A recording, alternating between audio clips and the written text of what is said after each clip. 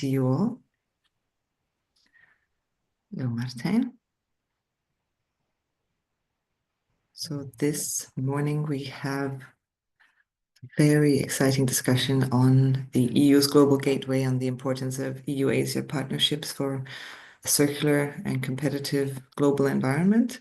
And we have a big panel of speakers here from both the EU and from Asia, and several different perspectives covering elements of circularity that impact the European economy and global value chain and Asian economies as well. So I'm very excited to introduce, first of all, Dr. Zinaida Fadeva, who's a team leader at Switch Asia PSC, to introduce the webinar. Good morning, colleagues from Asia, and good afternoon to those which are in the region. Distinguished guests, partners, colleagues, it's a pleasure to welcome you to the sixth webinar of Switch Asia series, where we are turning our attention to critical topics, the EU Green Gateway and its role in building circular and competitive Europe through deeper partnership with Asia. And it happens so that this webinar is also part of the EU Green Week, which we are very happy to be, and that really is defining the topic of today. It cannot be repeated often enough that we meet at the time when we need to transform our economies and resource extraction, climate disruption, and supply chain fragility remind us every day that business as usual is no longer an option. The circular economy offers a new direction. We all admit it and appreciate it across the regions. One which enables us to create value while reducing waste, regenerating resources, and certainly by doing that, protecting the future. Now let us turn to the topic of today, which is Global Gateway. The Global Gateway is the European Union flagship international investment strategy, which has been launched in 2021.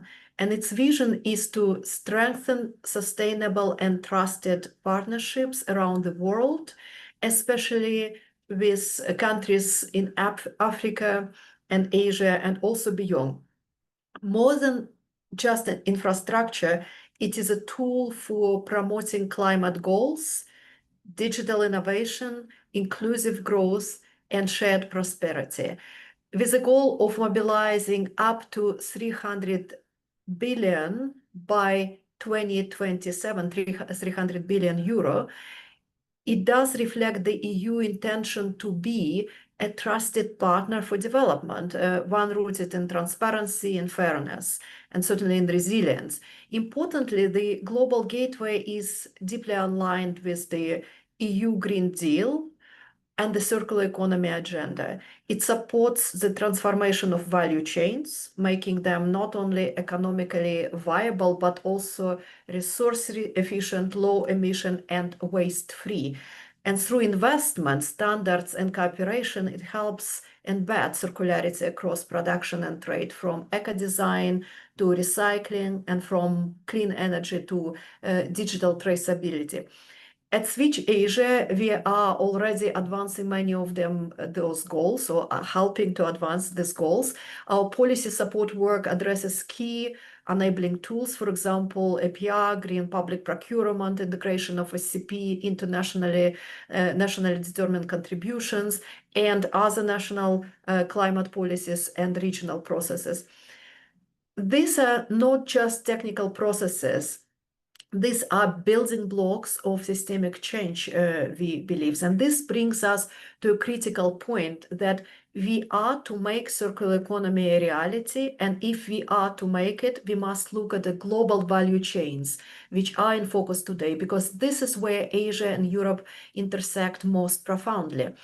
What happens in production in one region affects consumption, waste, and policies in another. To take the system circular, we need shared standards, collaborative innovations, and certainly sustainable investments. This is why today's discussion is so important.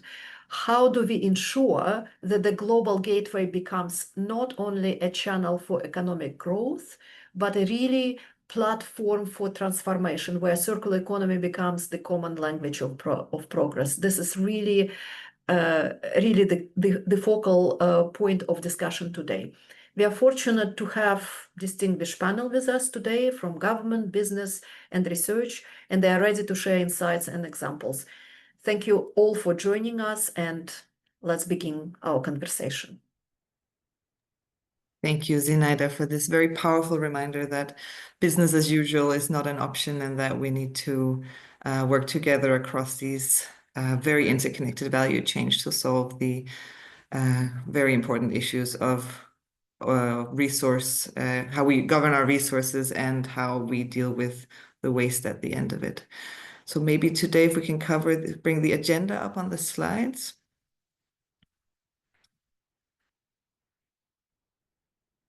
I don't see the agenda yet.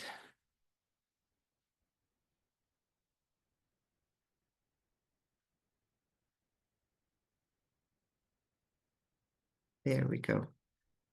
I think this is not the correct agenda for today, perhaps. But I can cover some, while we find the slides, I can mention to you how the flow is going to be today. So I am Eva Bille, I'm head of circular economy at the European Environmental Bureau, which is a large network of civil society organizations in the EU. And I'll be moderating the first panel where we will be talking about the EU Global Gateway and the circular economy in Asia and the EU.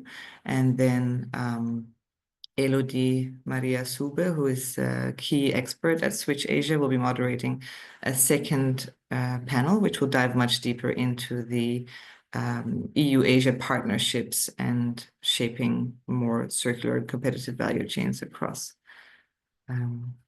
So I think, are we on the slides? Just to bring that up. That looks right. Thank you.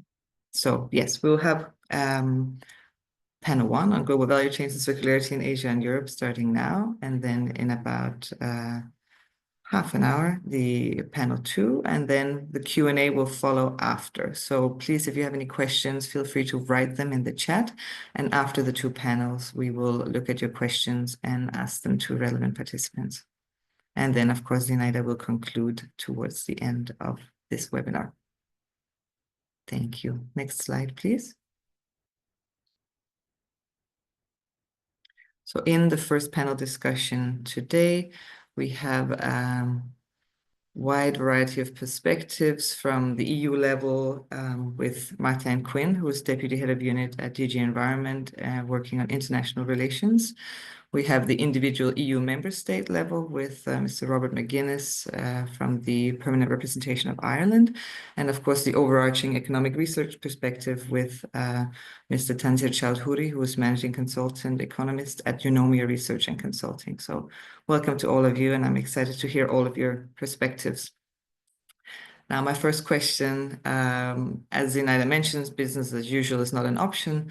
There's no running away from the interconnectedness of the global economy and value chain. So I'd like to start by asking you, Mr. Martijn Quinn, how are global value chains, in your view, linking Asia and Europe, and how are they contributing to the circular economy? And what's the view of DG Environment in terms of reciprocity and legislation? Okay. Great. Well, thank you very much. Do you want to keep the slide on, or you go to speakers? So you want to keep the slide on as it is, or you want to go to? Let's go to the speakers. Yeah.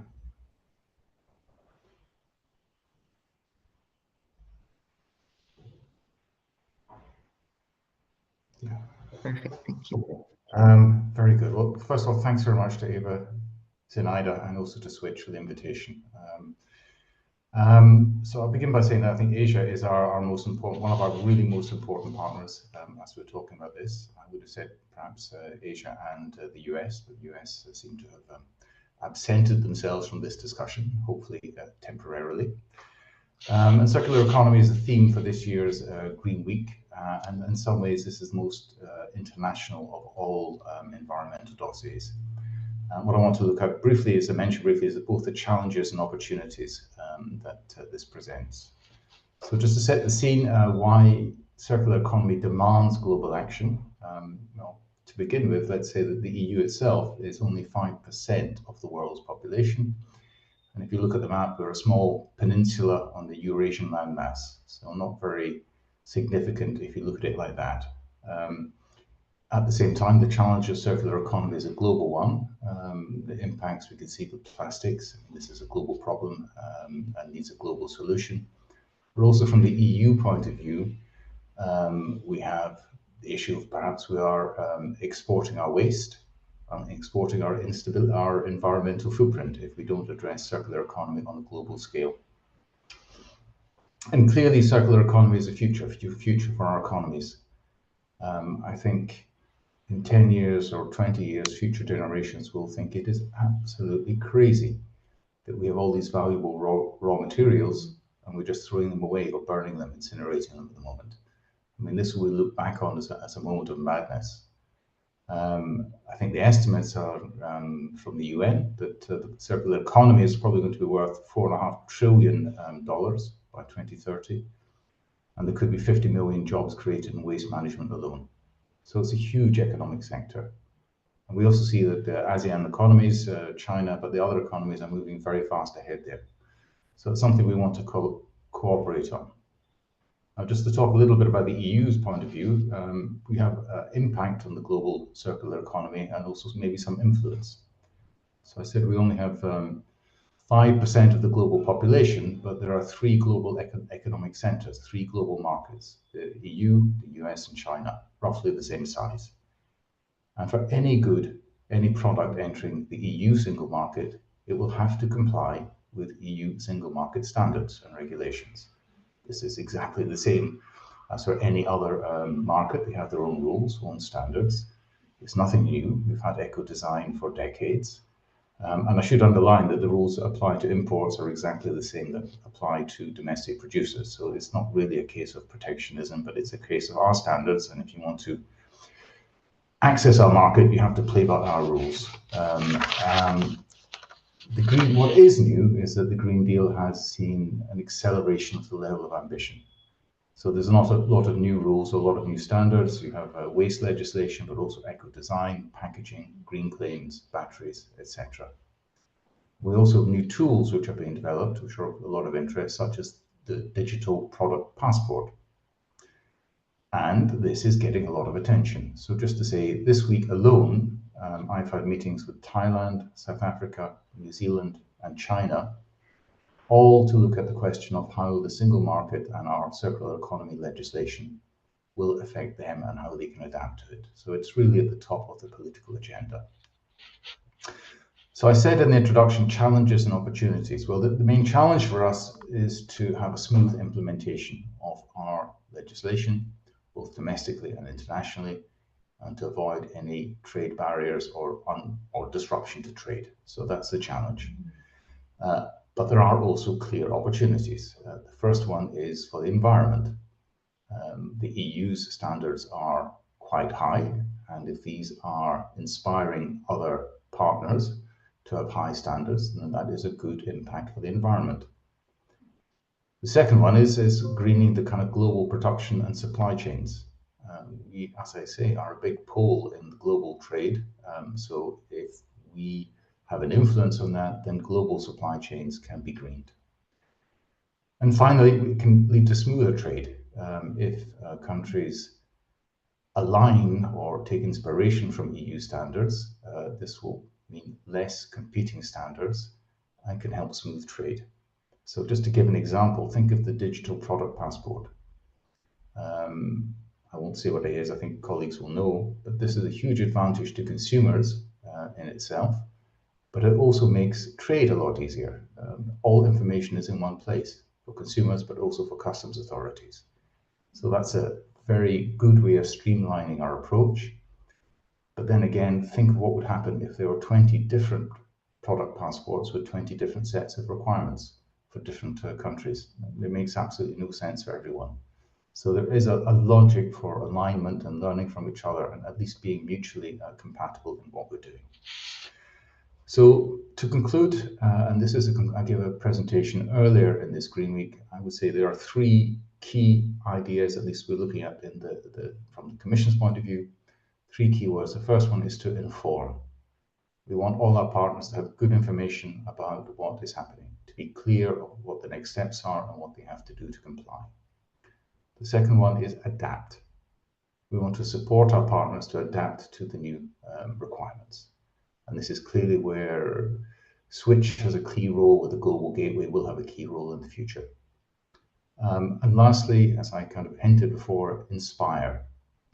We would like our green standards to help inspire partner countries. And this is also a two-way process. We would like their knowledge to inspire us.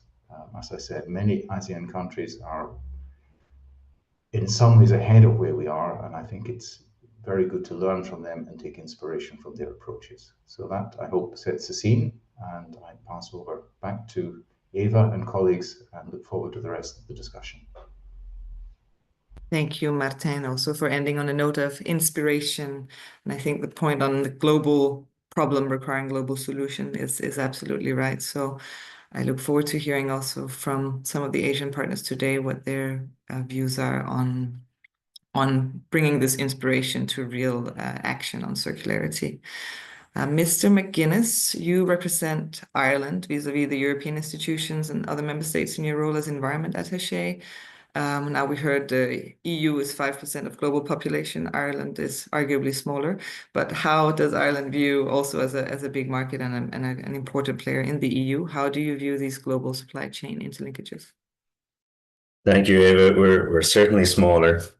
But yeah, it doesn't stop us from giving our opinion. So look, thank you very much for inviting me to speak here today. It's a real privilege to speak about this really critical topic, as I think the speakers before me have put it better, just that it's so cross-sectoral, it has so many multifaceted benefits, and doesn't really get the attention I think it deserves. I would say generally, and I say that as somebody who is relatively new to the circular economy area. My background is in energy.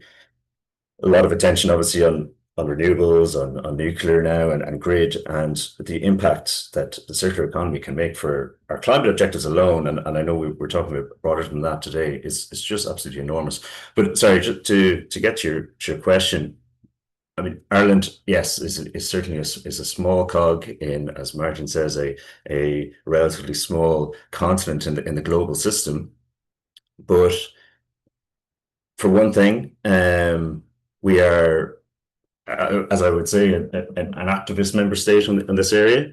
We're also assuming the EU Council's presidency next year, and I suppose I can't express the economic benefits, better than Martin, so I won't try.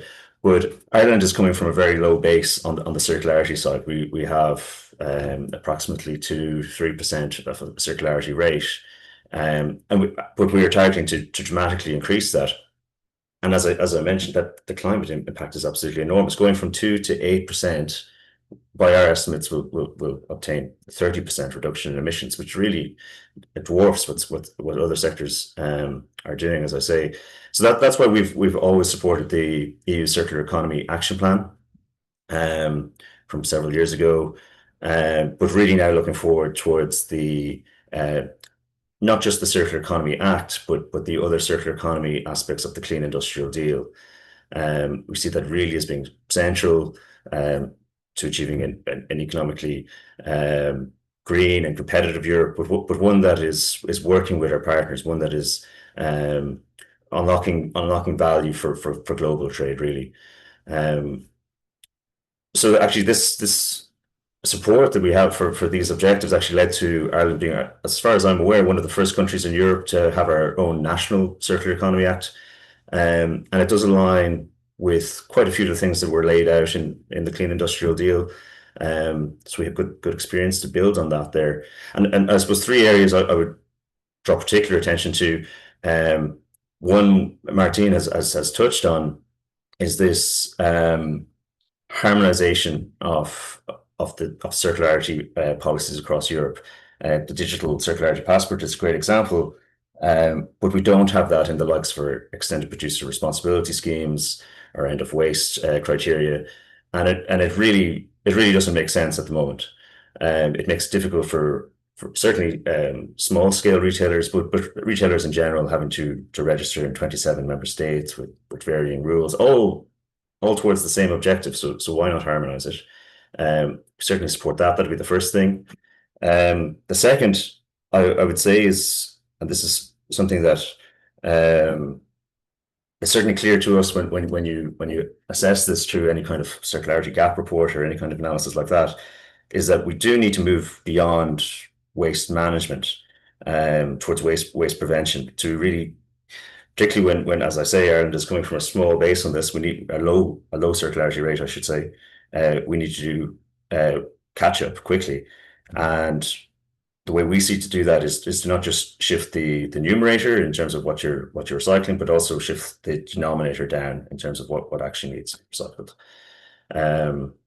And then the third thing is on repair and reuse. And there's a number of member states that have implemented, I would say, quite successful policies on this in terms of requiring repairability or replaceability, better labeling, so consumers are more informed to address that information asymmetry. But also like that these are a lot of, I suppose, the things that the European Union can do in terms of regulation. But we do, certainly in Ireland anyway, really like to see that balanced with good supports for the recycling industry and the products that are going into that system and going into it at the initial stage. So balancing both incentives and regulation. But I would say very clearly we don't see circularity as an internal EU matter. We see it as global by nature. The interlinkages that are already formed between Europe and Asia through trade, technology, these need to be deepened in order to achieve our targets. Obviously, the EU average target is higher than Ireland's, because as I'm saying several times that we need to catch up in Ireland. But going from 12 to 24% is a really, really ambitious target for circularity rate, and that it can't be done just within the continent. It has to be done through our relationships across the world. And at least Ireland's position anyway on that will be that we can do that by building predictable frameworks that then encourages innovation in business. And then we can really get towards circularity becoming a global reality, as Zenaida mentioned at the start. So yeah, I would say that Ireland really stands ready to cooperate and co-invest with European partners, Asian partners, to really realise this vision. And I might just actually leave it at that, because I might have gone on too long. And I'm happy to take questions. I'm happy to listen to the rest of the discussion. Thank you, Robert. I think that was really insightful. So on the move towards higher bounds of the waste hierarchy towards prevention, repair, thinking about those measures and predictable frameworks, harmonization, and a quite impressive fact that moving from 2 to 8% will obtain a 30% reduction in emissions. I think that's really incredibly powerful. I'd like to hear from Mr. Chowdhury with your long and deep experience in economic research. We've heard about the interlinkages and the reciprocity, the view of the EU and one country in the EU, but what, in your view, is the risk of inaction on circularity for Europe, Asia, and the planet? Big question, I know. Thank you, Eva. Yeah, it is a big question, and good morning and good afternoon to all the participants of the webinar. So yeah, it is a big question, and it has three. So we need to think about it from the three different angles, like what is the risk for the planet overall, then what is the risk for the Europe for not having enough action on circularity, and then what are the risks for Asia. So I'll start with the bigger picture, which is the planetary risk, and the main risk is the accelerated progression toward climate change is actually quite concerning, and unless we do something about it, it's not gonna go anywhere. So 50% of global emissions today, global GHG emissions, actually comes from production and consumption. So you can already see how important is making that more circular, production and consumption more circular, so that we can reduce from that 50% global GHG emission. So main risk for the planet is we are looking at increased raw material extraction due to non-circular or linear production and consumption economy, higher GHG emissions from production of new products, but not only just from the production, but embedded carbon in all the goods and goods we consume today. So that's a huge amount of carbon which are locked in. And not only just carbon emission, we need to think about other emissions from production and consumption, which ultimately becomes waste. So there are emissions to air, water, and soil. All of these are hurting the environment. And then there are huge impacts on global biodiversity from all these emissions to air, water, and soil. There are risk of biodiversity loss, permanent loss of some biodiversity, which are very difficult to regenerate. So yeah, there are a lot of risk which the planet is facing from not actually implementing all the circular economy related acts. So now moving on to what are the risks for Asia.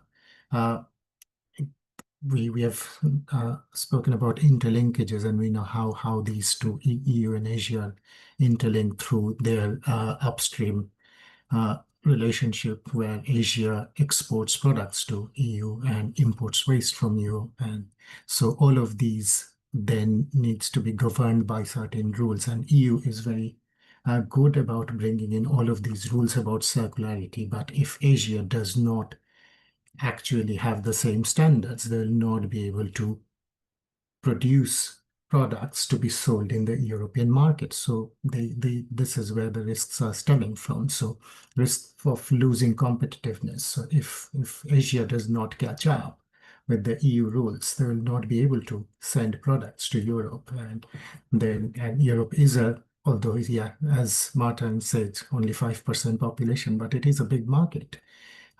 One of the three equal global markets. So if they lose 1/3 of that global market to be exporting goods to, they'll lose competitiveness. Other people will actually take that market. So that's one of the main thing. Not moving to circular economy also can link to higher input costs, because you're extracting primary materials, and those are often more expensive. So yeah, you are actually looking at higher input cost. There would be supply chain impacts, because if some part of your supply chain are asking for circular standards and you're not having that, then your entire supply chain will break down. There would be job losses and reduction in wages if you lose competitiveness. There could be trade restrictions that you cannot sell to certain markets because of not having enough standards and policies which are implemented in Europe. So there are a lot of risks for Asia about not being able to actually sell to certain markets if they do not move to more circular actions in their market. So yeah, this is quite important.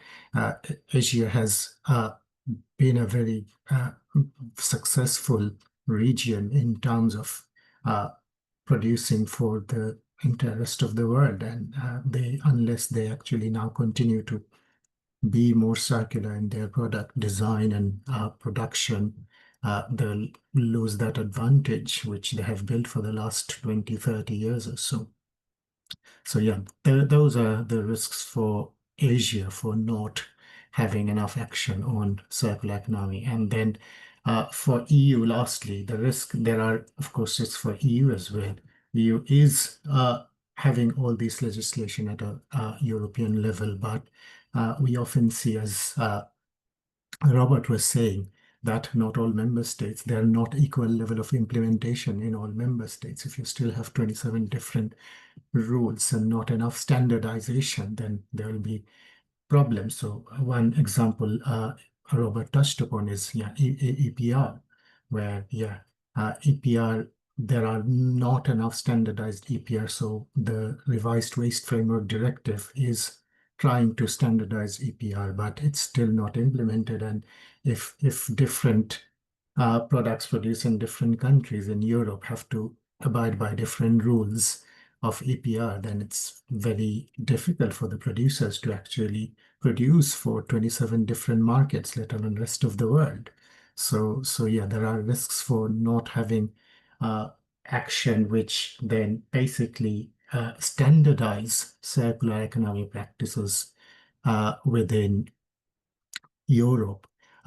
And there would be other impacts like supply chain impacts, higher input costs. Those are the things I've talked about in Asia. All of these risks also apply to Europe if they do not actually have enough action on circular economy.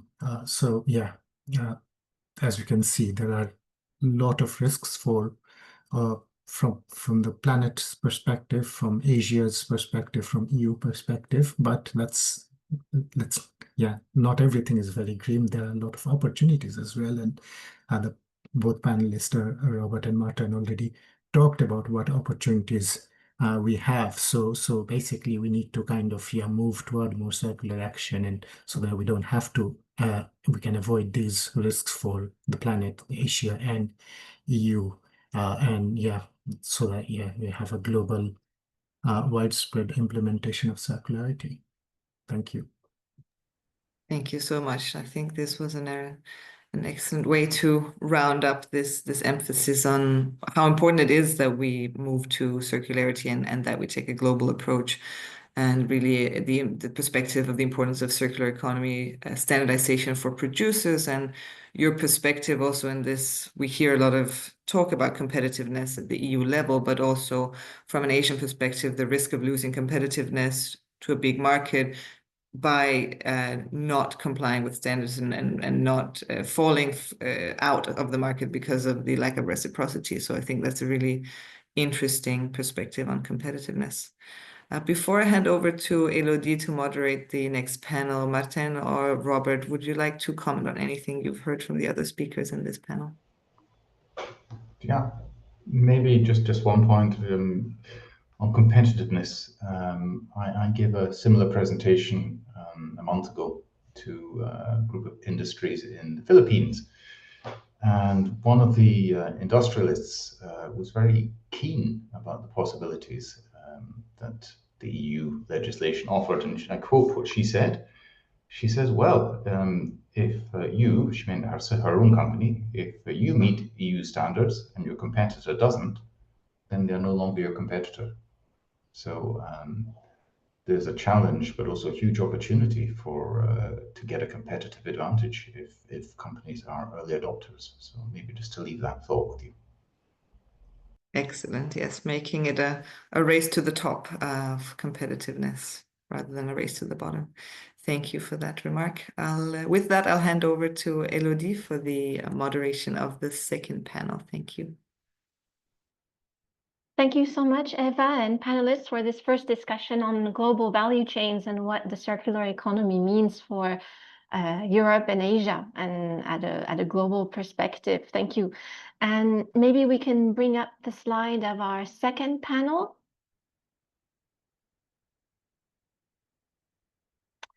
So I'm very pleased to welcome for the second panel, Mr. Jean-Jacques Boufflé, who is the vice chairman of EuroCham Vietnam, and also he was one of the lead negotiators of the EU-Vietnam Free Trade Agreement.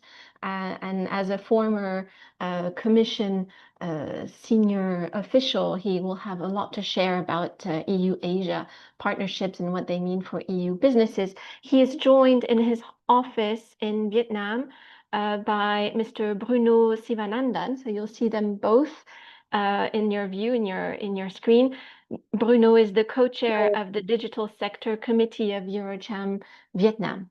I'd also like to welcome Dr. Diane Archer, who is a senior research fellow of the Stockholm Environment Institute based in Bangkok, Asia.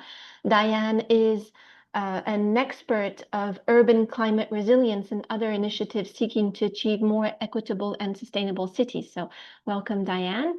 I'd like to welcome Mr. Ujwal Deep Dahal, who is the Chief Executive Officer of Druk Holding and Investment Limited.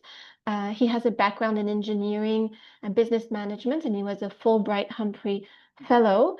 And he is based in his home country, Bhutan. And so he will bring us a perspective of businesses in Asia and what the Global Gateway may mean for and the circular economy for businesses in Asia. And I'd also, last but not least, like to welcome Ms. Valentina Belmonte Zobel, who is International Relations Officer for Southeast Asia and the ASEAN at DG Environment.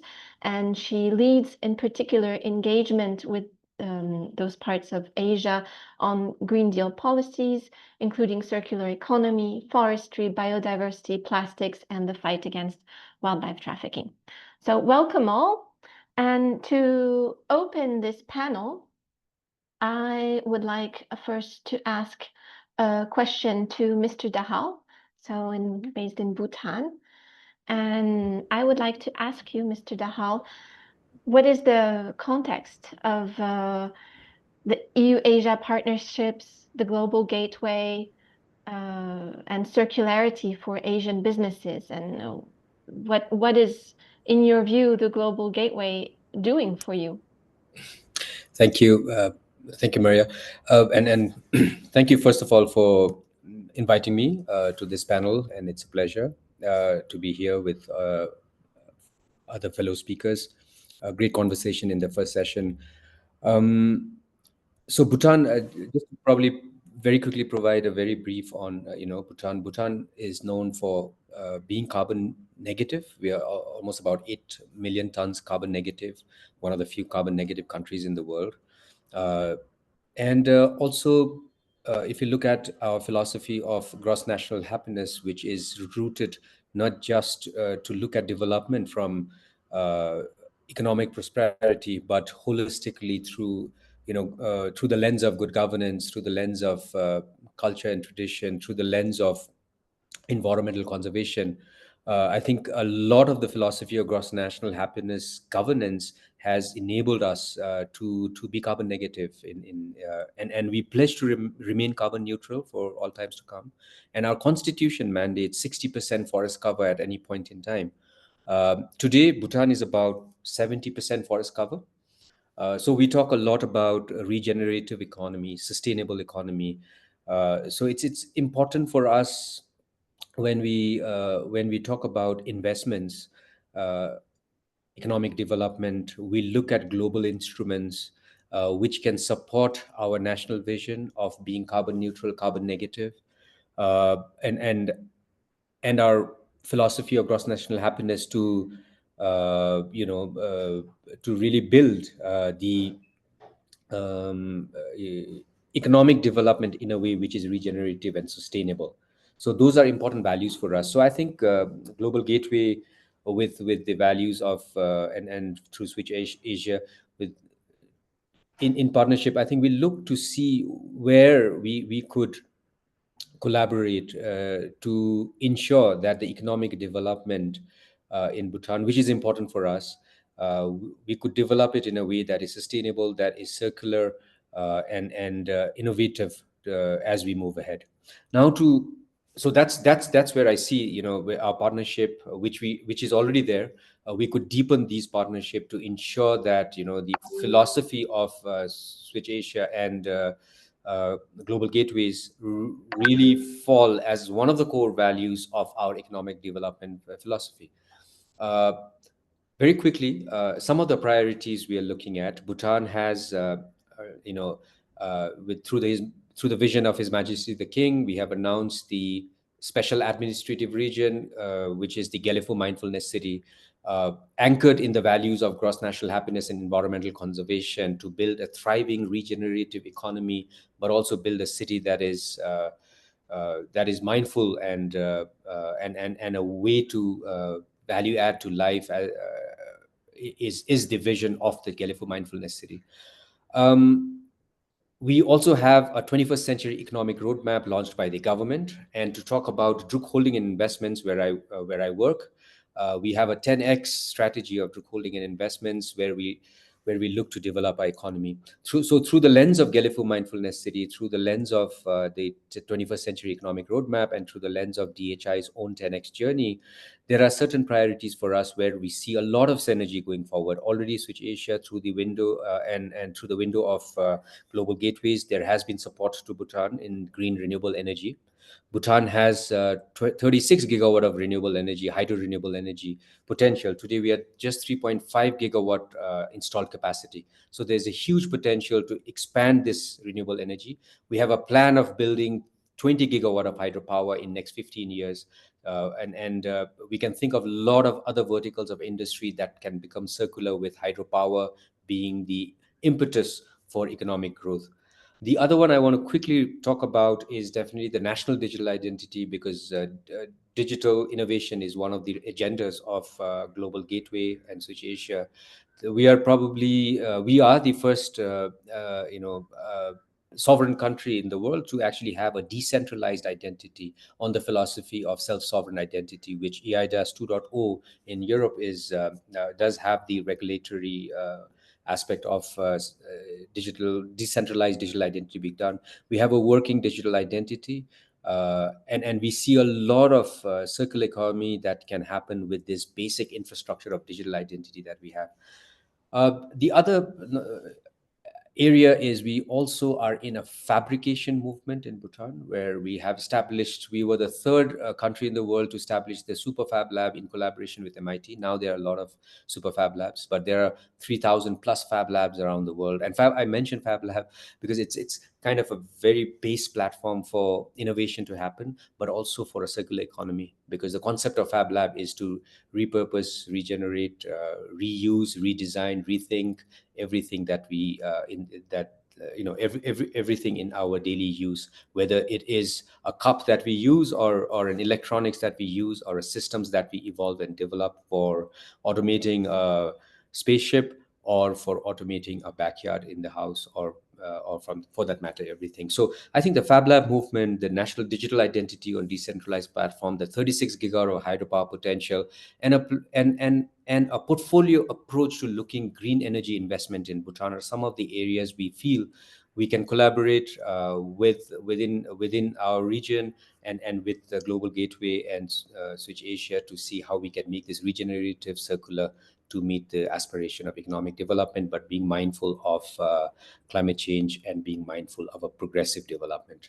I'll stop there, but look forward to other discussions and questions as we move ahead with the program. Thank you. Thank you so much, Ujwal. I really like how you weaved in circular economy together with key sectors such as renewable energy and digitalization, which really matter to the Global Gateway. Thank you for that. And that makes a great transition to our colleagues from EuroCham Vietnam, to Mr. Boufflé and also Mr. Shivanandan. Welcome to both of you. Welcome, everybody. Yes, so we see you with the name of your colleague today in the webinar, your colleague Nora. So maybe we could spotlight you. Yes, but we see you both, Mr. Boufflé and Mr. Shivanandan. Hello, it's very nice to see you both. And so I will have a packed question for both of you, and you might want to intervene both. If you could let us know from a European business in Asia perspective, as EuroCham Vietnam, are you seeing any circularity progress because of EU-Asia partnerships and the Global Gateway? Do you already witness it in Vietnam, and how the circular economy weaves into this discussion? Thank you. Thank you.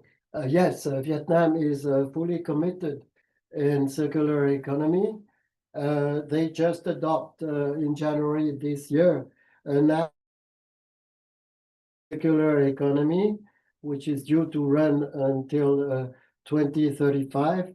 And the main objective are transition to a sustainable production and consumption model, as well as integrate circular economy principle across sectors.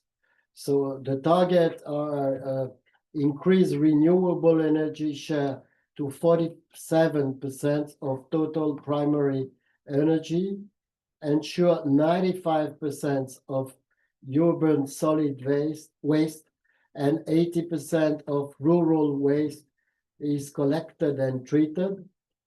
Finally, reduce direct landfill disposal to below 50. So these are very ambitious targets. However, the truth is that Vietnam is starting from scratch practically, to be honest.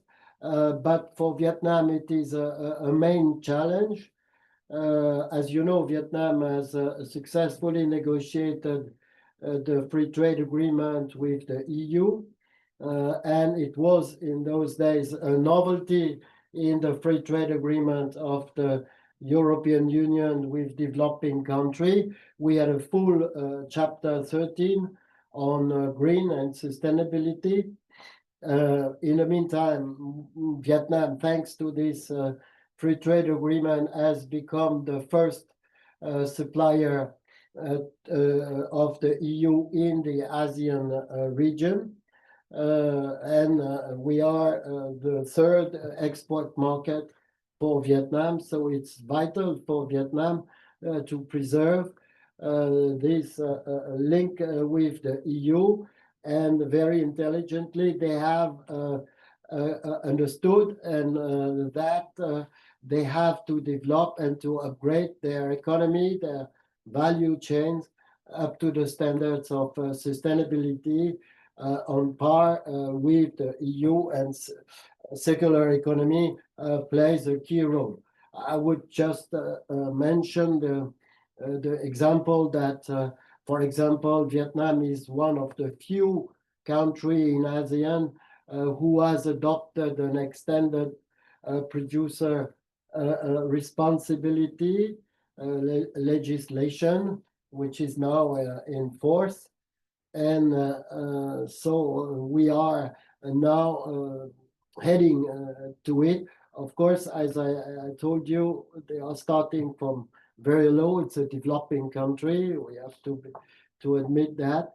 So as EuroCham in particular, we play a significant role in the dialogue with the Vietnamese authority, and particularly in transmitting the value, the objective, and also participating in the capacity building as well as the technical know-how sharing. Yeah, we have for our part a two-sector committee, one green growth, which regroup more than 18 members, covering topics from renewable energy, energy efficiency, water, and last but not least, circular economy. We also have a sustainable finance sector committee to try to rally the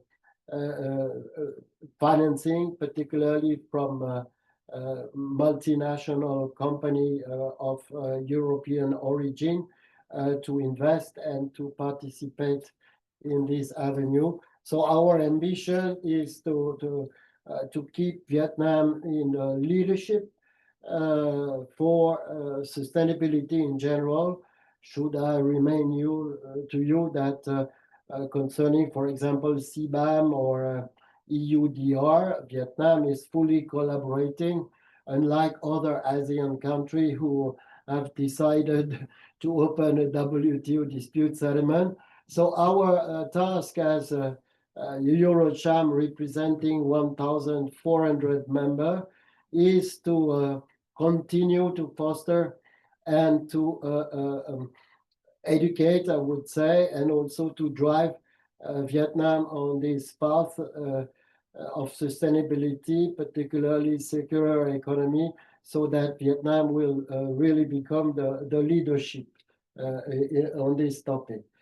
I would like now to ask Bruno to say a few words on digitalization, which we consider can play a key role in this circular economy drive.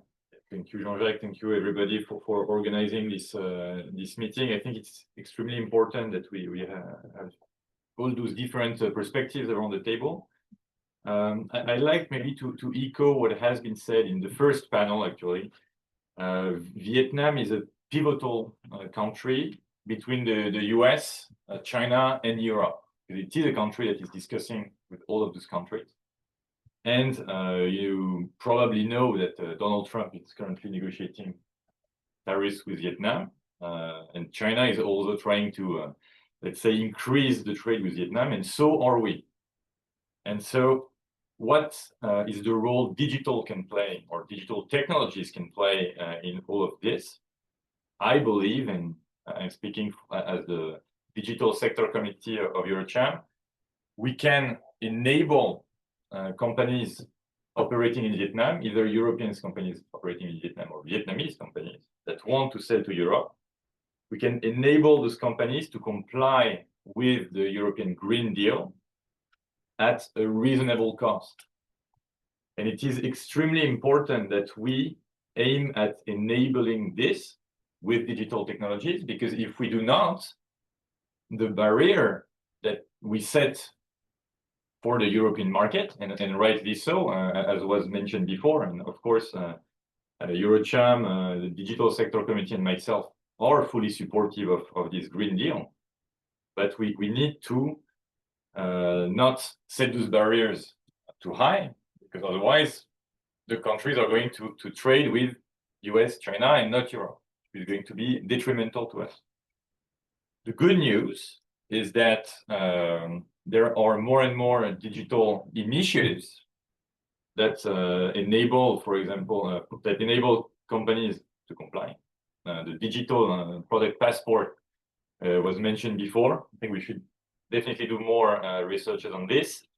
I have heard that the EPR is another concept that needs digital tooling. Of course, we are very happy from Vietnam to provide our feedback from the field. And I would like to finish by saying that the Global Gateway Initiative, as far as we understand it, is a formidable tool to achieve this digitalization of the compliance to enable reaching the European market. And we have been working since several years at EuroCham to bridge these initiatives from Brussels with the field, and to actually enable the best usage possible of the funds of Global Gateway to actually produce services and tools that can be used on the field by companies, European companies, Vietnamese companies, to reach the European market as following the values of Europe that we want to promote. So happy to carry on with the discussion. Thank you very much. Thank you so much, Mr. Sivanandan, and to see how Vietnam sees this as an opportunity from what Mr. Boufflé said, and to embrace this partnership with the EU and the Global Gateway, and also how EuroCham is enabling companies to reach those sometimes viewed as tricky sustainability targets, but it is possible and it is beneficial to the companies. Thank you.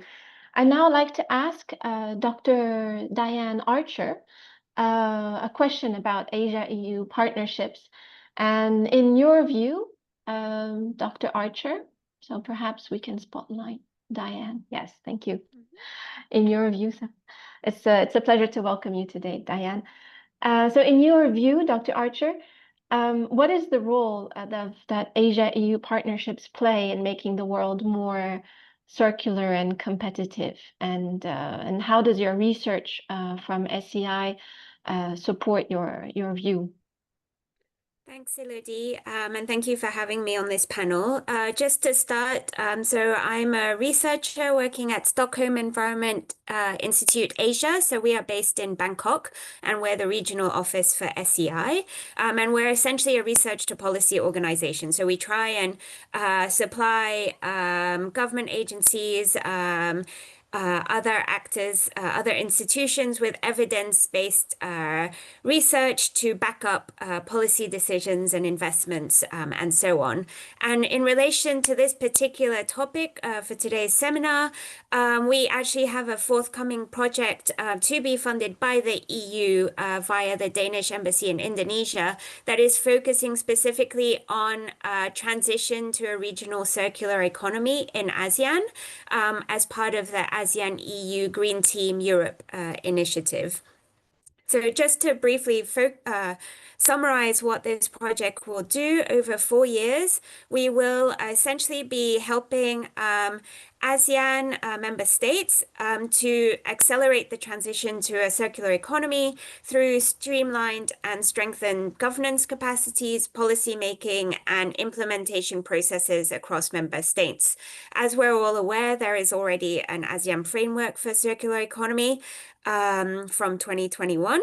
But we will be working with policymakers and their institutions in developing and implementing national circular economy plans and policies to align with this ASEAN circular economy framework, and also to try and capture the really specific country circular economy opportunities and challenges through improved policy formulation, coordination, implementation, and evaluation. So, for example, over the 4 years, we will set up a team of like a community of practice of key policymakers from each of the ASEAN countries to participate in an ongoing process of collaboration and sharing and development on circular economy topics with bi-yearly gatherings, twice a year, gathering in person or online for training and sharing of information. We will also be working to organize annual regional policy dialogues on circular economy, which we would be very happy to have representatives from panelists here and participants here joining as well. And we're also a part of the ASEAN Circular Economy Forum organized by ACSDSD, with the first one coming up, or the next one is coming up in October in Malaysia. This planned EU-ASEAN partnership can therefore hopefully contribute to a more effective implementation of circular economy in ASEAN, creating opportunities for businesses in ASEAN to remain sustainable and therefore competitive in the longer run. But it can also create opportunities for more strategic engagement between ASEAN entities, the ASEAN member states, and EU countries. So, for example, we have identified some EU examples or strategies that could be not adopted, but adapted for the ASEAN context, such as the innovative Finland Circular Economy Roadmap, and also good practices around EPR and so on. But one thing I do want to highlight is obviously ASEAN is very different to the EU, not least in terms of the massive role played by the informal sector in ASEAN, who represent a large proportion of small and medium enterprises. And this is where there's a big difference to the EU, and we have to ensure that these informal businesses are also included in the transition to a circular economy approach in ways that allows them to remain competitive. So previous speakers have mentioned digitalization. It will be key to ensure that these SMEs and these informal businesses are not left behind in terms of access to digital services and systems, but also perhaps on a slightly sort of lower tech scale. If we're talking, for example, about recycling, we know the informal sector plays a huge role enabling recycling in Asian countries. And so enforcing something like better labeling of materials can really facilitate the job of the informal sector in recycling, and can ensure that there is less contamination of sorted waste, for example. But we also need to consider if we're shifting towards more extended producer responsibility systems, for example, and more formalized waste sorting and recycling mechanisms, we have to ensure that this transition remains just for those within the informal sector. So either creating alternative jobs for those who previously worked in informal waste recycling, or integrating them in the more formalized systems. But this needs to be done in a way in which they are fully part of the process, because I know that in certain contexts, informal waste workers don't always feel the need to organize, or they don't necessarily want to be integrated into the informal system. So we need to take their particular concerns into account to ensure that they don't fall behind, or they don't lose out from a transition towards a more circular economy. And maybe just to highlight a few more examples of examples that we will of activities that we will do as part of the EU ASEAN project. We will also be engaging directly with 4 selected ASEAN member states. These 4 countries have not yet been finally confirmed, but they are likely to include Thailand and Indonesia, and then possibly the Philippines, and then one more. And we will work directly with these countries to identify gaps and opportunities to advance the circular economy in key economic sectors through bilateral engagement, knowledge sharing, and capacity building. And then in parallel with this, we also want to enhance strategic engagement and collaboration amongst ASEAN entities, ASEAN member states, and relevant regional stakeholders, for example, EuroCham across the region, to disseminate relevant circular economy policy knowledge, to accelerate the implementation of the ASEAN Circular Economy Framework. And then finally, just to say, there are other parts to this Team Europe initiative, which include one part that is led by GGGI, and then ACSD-SD in Bangkok are also involved in this project. So I'll leave it there for now. Thank you so much, Diane. It's really important that you highlight the just transition, the question of just transition that we talk about in circular economy, and that the most vulnerable are not left behind by these changes that are probably going to happen. And I note it's really interesting in your example of your project to see that it's a Team Europe initiative with Denmark. So it's very much in the spirit of the Global Gateway. So thank you very much for that. And now I'd like to invite our speaker, Ms. Valentina Beomonte Zobel, and to answer a little bit of a similar question, and if she could help us to understand the role of Asia-EU partnerships in making the world more circular and competitive. And also, if I may add to that together, if you can tell us about the opportunities offered by the circular economy. Thank you, Valentina. Thanks a lot, Elodie. It's lovely to be here, and also thanks to all the panelists for their very insightful presentations. Let me start this presentation like any good presentation, so by stating the obvious, right? We live in a finite planet with limited resources, and we are over-consuming these limited resources year by year in order to feed our growing need for energy. Now, if we look at Europe, Europe alone needs every year 8 gigatons of raw materials to feed our economies. Some of it comes from our own resources, but a lot of it comes from abroad. And every year we generate more than 2 gigatons of waste, but not enough of it, it's pumped back into our economies. only about 12% of the materials we use come from recycling, with the objective to double this by 2030. So to keep it simple, we keep consuming and we are running out of fuel for our engines. And with COVID, we learned the hard way that we cannot depend on other countries for resources we don't have, especially now with the current geopolitical landscape. But also, as simple as it can be, we don't want to push our planet beyond its own limits.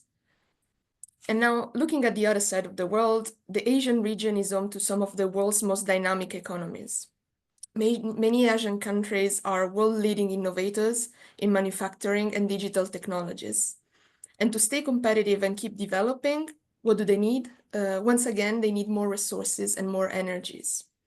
So resource efficiency is becoming the buzzword here too, and it shows because many governments are taking actions to develop their own circular economy models. We talked about it before, but also take, for example, Singapore's circular water system or Thailand's circular bioeconomy model. But they are looking at regulatory frameworks in Europe because we are front runners in green legislations, as Martijn mentioned before. In fact, Asian governments want to draw inspiration and develop their own legislation in a way that is consistent with their own level of economic development, but also that is ambitious and forward-looking towards the future. So from both sides, there is tons of expertise to learn from and to partner with. So in a certain sense, linking the dots, it is easy to find a common partner because we are both on a quest for sustainable economic growth and competitiveness, which are impossible to achieve alone. And this was also mentioned by other panelists before. And this makes the EU and Asia natural partners because the European Union and the Asian region represent more than half of the world population and economic output. We are deeply interconnected through trade. We saw it before, for example, with Vietnam and the free trade agreement, but also technologies, value chains, very important. What happens in Europe affects Asia, and what happens in Asia affects Europe. And this is why advancing together on green partnership is so critical for success. And we are happy to say that we are already working together a lot with many Asian governments and regional organizations through so many initiatives. Some were mentioned before, also the ASEAN Circular Economy Stakeholder Platform, very important, Green Team Europe initiatives, as Ms. Diane mentioned before. Also another project that you might have heard about is Switch Asia. I don't know if you're familiar with it, but many others. And these platforms are really essential for sharing best practices, supporting SMEs, promoting sustainable finance, and building regulatory alignment. This would conclude your first question, and then if you want, I can move ahead directly with number two. So what are opportunities, but also maybe bottlenecks that can impede circularity? And again, this is a very important question. And I think a lot of it has already been said before by other panelists, so will be maybe short on the opportunities, but I can summarize the most important here. First and foremost, I would say economic resilience and efficiency is an incredible opportunity provided by circular economy because circular practices can reduce dependency and this makes businesses and economies more resilient, especially in times, as I said before, of geopolitical tensions or supply chain disruptions, as it was the case with COVID. Then another great opportunity, of course, is innovation and new markets because circularity also drives innovation from digital technologies, but also AI, blockchain, new ways of tracking resources. And this creates entirely new business models and export opportunities. But then again, another great opportunity is job creation because sectors like innovative solutions for repair, reuse, and recycling are labor intensive and can create local inclusive employment, particularly for SMEs or also younger generation. And also on the topic of younger generation, another opportunity is consumer demand, because there is growing demand from consumers, and especially the younger generation, for goods that are sustainable and responsibly produced. So as it also was mentioned before, companies moving in that direction ahead of the curve can gain competitive advantage over the others. If the others are not competing, then they're not opponents or competitors anymore, as it was mentioned before. But then, of course, it's also important to mention some bottlenecks that can happen along the way. And I would say that the main bottleneck for circular transition today is not really the legislative framework anymore, because I think we can all agree that now tons of new laws and regulations are being developed, and people can be happy or not happy about the amount of them according to who you talk to. But what is missing here is effective and fair markets for circular and sustainable goods and services, because we are really missing substantial demand and supply and matching those to ensure free movement of secondary materials and waste. And we really need to build a business case, because now we are in a moment where second-hand materials are more expensive than new materials. And this needs to change. The demand and the supply need to change in order to build a business case really for circular products to thrive in markets. Because we cannot tell businesses just to go circular, right? We need to create the right framework conditions. So in Europe, we moved toward that direction with the European Green Deal, Vladi, to set the legislative framework. Then with the Clean Industrial Deal, we are trying to tackle these market bottlenecks.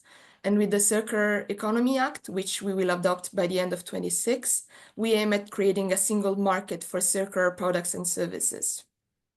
And then I would maybe conclude my presentation by saying that another bottleneck that might happen along the way, as everybody, especially in the first panel discussion mentioned, is regulatory fragmentation, because different standards and regulation between countries, and especially between the EU and Asian markets, can really make it difficult to scale circular practices across the borders.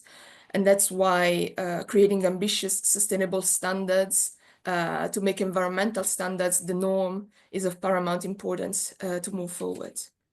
I would leave it like that and maybe hand it over back to you and to the public if there's any question. Thanks a lot. Thank you so much, Valentina, for these reflections on the many opportunities and the bottlenecks as well, and how we can address them and how the EU is already thinking of this. Thank you all, this panel, for all your inputs. It was really fascinating to hear from Bhutan to Vietnam and Bangkok and Brussels, how all of this is coming together, the EU-Asia partnerships. As we are now, through the chat box, we've answered to a few questions. And while maybe the participants prepare other questions that they'd like to ask, I'd like to come back to the speakers of this panel. Maybe Ujwal, if you have other thoughts that you'd like to add after hearing the other panelists. Right. Thank you. I think not really anything more, but wonderful to have heard the other panelists and getting to know what's happening, especially on the regulatory aspects, and others are very important as we move on, within this. But I think the bottom line for us, for Bhutan, and in really looking to collaborate with partners in the region, and also support from outside. I think it's a story. It's of economic development with regenerative and sustainability. I think that's what Bhutan stands for, and I would really like to reach out to everyone to be a part of the journey, how we can work together for a circular economy to make things more regenerative and the economy more sustainable. So I thought I'll just add that, reiterate that, and would love to find pathways for collaboration and for policy dialogues, to regulatory formulation, to investments, eventually to proof of concept projects, to investments, and would love to understand what other countries are doing more and more as we move, and be a part of the journey together. Thank you. Thank you, Ujwal. Yes, it's a joint journey completely, and with all these interconnected global value chains, and also how investments work across borders, it's a joint journey. And I'd like to also ask our colleagues from EuroCham Vietnam if they want to add any thoughts to the discussions that were held in this panel. Yes, and thank you for the opportunity. I I think what EuroCham can bring to this discussion is really a view from the field. And we were talking just before about proof of concepts, and this is what is emerging from our members. It's actual projects down to earth that will enable building this circular economy. And I'm thinking of traceability tooling. I've been in discussion with people in the agriculture field for shrimp traceability, something very, very concrete. We have the same for coffee, for fishing, for manufacturing as well, which is something Vietnam is producing a lot, and which would be the last mile, if I may say, of this entire agenda of building a sustainable, regenerative, I love this word, economy. Yes, thank you very much. Yes, regenerative is what we need to aim for, indeed. And yes, it's true. It's the proof is in the action of what is happening with the companies, but also the different projects and the Team Europe initiatives, like the one that Diane was mentioning. And Diane, would you like to add any other thoughts of from these discussions, or maybe I know that you were this week in a gathering of researchers from the Stockholm Environment Institute from the recent trends that you have observed in Asia, perhaps. Diane.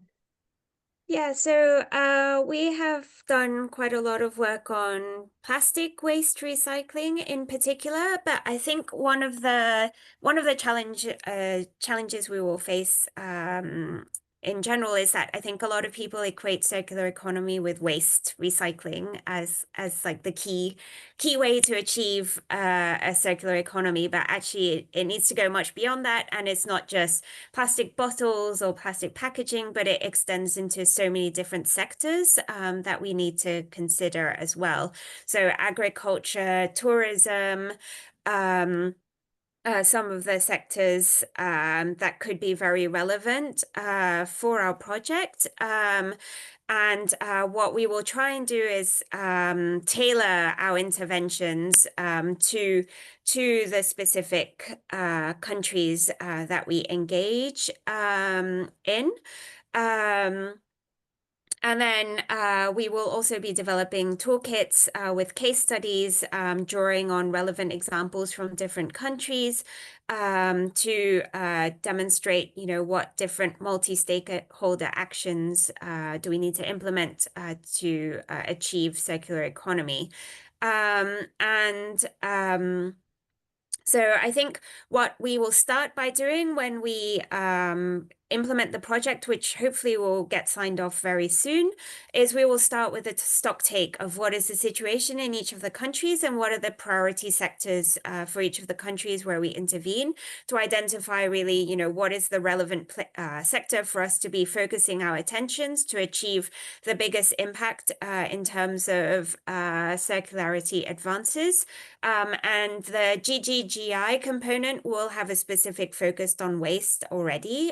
So we will probably in our component be trying to work on other sectors where there is a big need as well for intervention in circularity. And I think also as an urban specialist, I think it would be really interesting to look into more circularity in the construction sector as well, given the scale of urban expansion across Asia. I think it's a really important area that we need to be looking in. But I would be more than happy to keep Switch Asia updated on our activities and about future regional policy dialogues that will be happening, so that any interested participants can join in as well.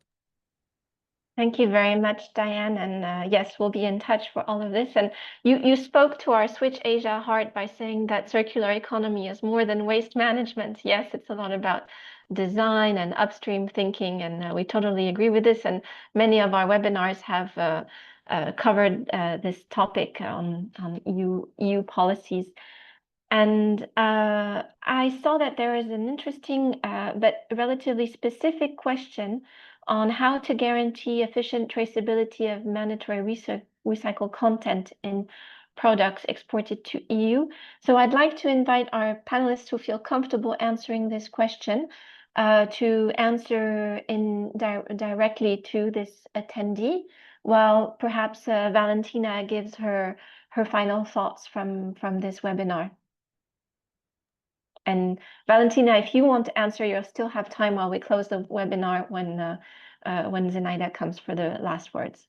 Okay. Thanks a lot, Elodie. No, I think a lot of the most important things have been said already, so I would just be repeating. But maybe what is really striking for me after this conversation is that all different sectors, from businesses, from governments, from research, agree on some very important point, which is one, definitely standardization of regulatory frameworks to really allow this not to be scattered in all different directions, to really make circular economy the norm and follow easy, clear instructions across governments, across sectors, to really make it efficient 100%. And also that from our conversation, I really see that the most important sectors that are also the most polluting ones are definitely constructions or textiles or plastic, where really a lot of action is needed and a lot of manpower is needed to really move towards a situation where we just not stop recycling, as you said, but also we think beforehand about the design, about the recycled content, and how we can move across the entire circular line instead of a direct model of use, dispose, and nothing else. So thank you very much for this very important conversation about this. Yeah, thank you, Valentina. Thanks a lot. And I'd like, before we close the webinar, and if there are, I don't see many other questions, I'd like to invite our speakers from the first panel to maybe share some final thoughts as well. So maybe first with Martijn, if you're ready, and if you'd like, if this second panel inspired new thoughts. Martijn? So maybe while Martijn gathers his thoughts, I'll invite Robert to share if any more thoughts from this discussion. Yes, thank you, Elodie. Wow, I would say, first of all, it's been a really, really interesting discussion, really useful for me, as I say, as relatively new to this area, to hear about the breadth of things that are going on across Europe and in Bhutan, Vietnam, and Thailand, and then from the questions as well. It's restating some of the points that have been made better, particularly by Valentina. I think that, yes, circularity, we're not talking about waste anymore. Not just in terms of the sectors and how broad it is that we need to upstream, midstream, downstream, but just the importance of it is economic and is strategic, and as I said, has enormous climate and biodiversity potentials. So it's mutually beneficial across the continents, across the countries within those continents, for trade, efficiency, climate, and biodiversity. That's all critical to sustain human life, to be very, very fundamental about it. So as we work towards, anyway, the Circular Economy Act in Europe and Ireland in the presidency of that, all I can say is that we will remain open to hearing all about the developments and innovations that are going on across the world. We'd be really, really interested to hear more discussions like this, so that we can input into what would be a better piece of legislation. And ultimately, the legislation is not the goal; it's the outputs. So that's why we need to have these great discussions. And I learned a lot this morning. So thank you very much, everyone. Thank you, Robert. And Tanzir, would you have more thoughts to share after hearing all our panelists? Yeah, there's very good discussions all around. I think, there has been a lot of discussion on the opportunities, specifically from Asia, what they can do, and I think there are important points to be picking up. But main thing is to, again, I agree with everyone, and seeing good questions coming up about, yeah, circular economy is not about just waste management, and there are a lot of things we can do, especially on the design side of things, making products more circular so that they'll last longer, they're more durable, so that you can actually have get the most value out of a product being again and again rotating in their life cycle, rather than just making a product, consume it, and then becoming waste. So I think that's one of the biggest.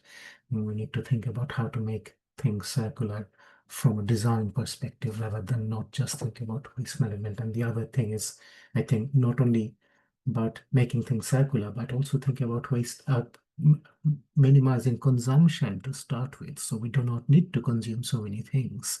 And that is also at the heart of circularity. So circularity does not mean once we make a product and we'll have to consume and make it circular something, but it starts with waste consumption minimization. If we do not need to consume something, we don't need to produce so many things. So it's more about, yeah, how to take things more higher up in the waste hierarchy and start from minimization, rather than thinking about how to make, yeah, once we produce something, how to make them circular. So that would be my final thought on this.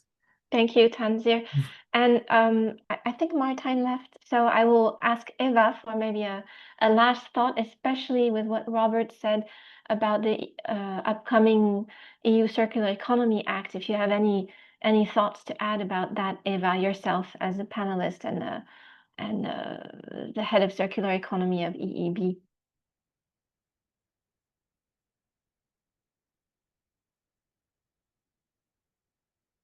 Eva? Maybe the connection dropped. Okay, that's fine. Or maybe I'm missing her. No, that's okay. So our team leader, Zenaida, has ample time to close this webinar with her final thoughts after listening to this discussion. And is it difficult to put them in really a few minutes? So good conversation it was. But dear colleagues, dear participants, we bring this really forward-looking discussion to a close, and it's a very optimistic one. I would like to share a few reflections, both from what we've heard today, but also from our broader work across the Switch Asia program. And so Valentina is rather cheeky saying, did you hear about that? Yes, if you didn't know, you do. And of course, we are happy to be on your radars from now on, in case we are novelty for you, and happy to carry on these conversations. So one of the greatest challenges and promises, as you all said today, of the circular economy lies not necessarily in the conceptualization, though of course there are quite a lot of varieties and confusion within this area, but really the point is, you said, is in smooth implementation. The opportunities, they are clear. Circularity can serve the environment, it can serve the economy, it can serve the society all at once. And today's global supply chains are increasingly shaped by the need of greener, more harmonized standards with sustainability principles, increasingly embedded into the trade regulation and procurement framework. So we are not to rewrite them, but we are like I like to say, in the genetic engineering, put the gene of circular economy in ongoing processes and frameworks for those to change fundamentally. This alignment doesn't only green production, you are saying, it's also strengthen trade and improves efficiency, making the case for a circular economy even stronger. And as was mentioned during the panel, the role of actors like the EU is threefold in this process: to inform, to support adaptation, and to inspire. And just as importantly, to be inspired by experiences and innovations of partner countries. And we've heard a lot of inspiring examples even within this short period of time today. At Switch Asia, our positioning is strongest in informing and supporting functions through policy support, regional dialogue and exchange like we are having now, and also through grant projects that deliver results on the grounds by modeling SCP practices or circular economy practices. We aim to make the knowledge and tools accessible for those who are shaping national and regional transitions. So this is our function. And again, happy to be with you and happy to continue this collaboration. A key theme today and something we see in our work across Asia is a growing realization that circular economy is not about waste and recycling alone. Circular economy is design-driven, is system-based transformation that calls for us to rethink products, to rethink production and consumption patterns, and to rethink the business models. We've heard, for example, from Vietnam and Bhutan today, examples of countries that are innovating both in policy and in practice. We've heard that Vietnam is really showing leadership and setting targets for circular economy, developing very ambitious framework. Bhutan is exploring cut-edge approaches such as digital identity systems so to support sustainable transitions, among other things. So one of the interesting points today, Elodie, I'm taking this a few extra minutes as you allowed me, so ample time, you said. So, but one of the important points and topics which comes across your interventions today is a point of innovation. As many of you highlighted, is really where we must accelerate. It is innovation in technologies and policies and finance in a mindset that will enable circular economy to thrive. And this innovation is also to address the quality and price of secondary materials. Thank you very much, Valentina, for bringing this point. And moreover, to make it suitable to be those secondary materials, which currently we call waste, but for this secondary material to be at the quality that is suitable to be returned to the production and consumption systems, and that would make the price and quality standards to be seen very differently. We also heard very clear call for urgency, both in the short and long term. There is a critical risk that if we pursue the Sustainable Development Goals, SDGs, without changing on the principles of circular economy, in other words, without changing how we use materials, how we produce material, we will save a surge in emissions, because certainly to achieve the SDGs in poverty, in health and education, and many other important issues in access to critical resources, we need more energy and we need more material. So addressing this challenge requires connecting material use and climate policy, not only at the level of waste or renewable energy, but also right at the start in the design of the product and services and how we produce and deliver them. And this is where circular economy becomes not only a strategy of sustainability, but also pathway for resilience and self-reliance. Well, in a sense, the position in our view of circular economy is really very, very high from this perspective, and this is what you emphasize. And we must not forget that circular economy is a global agenda. You all said it, interlinked with global supply chains, yes, but also dependent on local strengths, innovation, and capacity. Both Valentina, you and also Diane was speaking about this. You all emphasize that differentiated approach is essential. We need to recognize that specific assets and needs of each country. Some, like Vietnam, are setting policy precedents. Others, like Bhutan, are tribalizing the digital and community-led models, so that all's there. In other places, inclusive approaches are needed, particularly to integrate informal businesses to ensure that there is no one is left behind. So there are strengths. There are some areas where greater support is needed. So, but inclusivity must remain at the heart of circular economy efforts. Thank you very much for reminding about this, Diane. And it's just as much as climate ambition or industrial transformation needs to be there. So EU colleagues also emphasize that circular economy doesn't claim to have, that EU doesn't claim to have all the answers, but it offers a wealth of experience and continues to learn itself. Likewise, we are consistently inspired by our Asian partners. The two regions bringing different strengths, different values and approaches to the circular economy journey, and our partnership has never been more relevant. Let me close by thanking all speakers and participants for your vision and practical insights. Also wish Robert a great ideas and resilience in the period of Ireland chair period. The Switch Asia program stands ready to continue supporting this shared transition towards circular economy, one that must be smarter, faster, and more inclusive. Thank you very much, colleagues, for your time today. Thank you all. Goodbye. Thank you, everyone. Bye-bye. Thank you so much. Yeah. Thank you. Thank you. Bye-bye.